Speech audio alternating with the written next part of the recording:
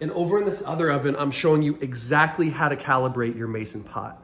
But what I really wanted to stress here on this video real quick is it's all good. The thermometer is there to really dial it in and figure out what's going inside. So think about this. If you're decarbing in a regular jar or a sheet tray, the only temperature you know is what's on your oven. This is a good way to dial it in a little extra and really figure it out. We've gotten emails, DMs, people like, oh, my oven, I didn't realize it was 20 degrees cooler or 50 degrees cooler, and I'm actually, all my food's turning out better.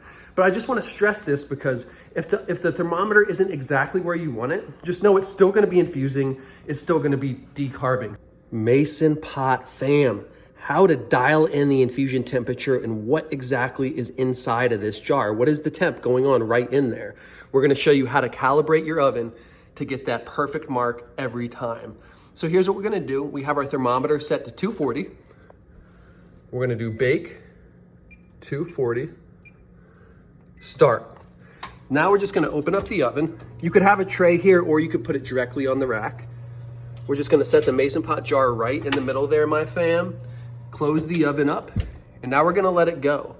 And when it's gonna take a while for the jar to get up to the temperature. And I know from experience that this oven tends to run a little cool. And again, I'm gonna show you how exactly we figure that out.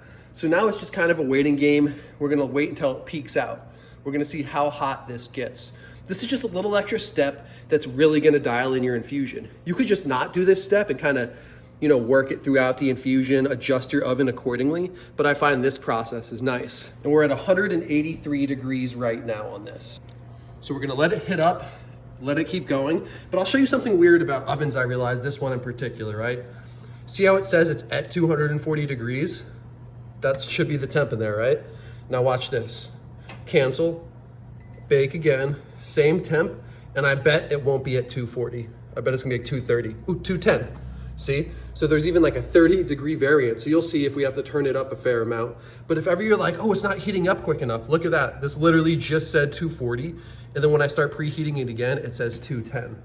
And again, it's still preheating here, so we haven't fully dove in here on the jar. And I'm just trying to be really granular with this video and show you some stuff that I've learned from doing this. We are strictly right now just calibrating it so we can decarb perfectly.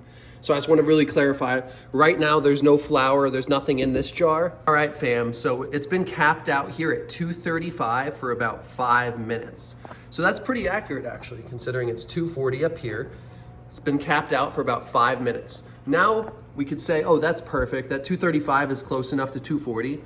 I would personally typically leave that. I find that just a nice number. It doesn't need to be 240 on the dot. But what we can also do is simply turn it up 5 degrees, 245.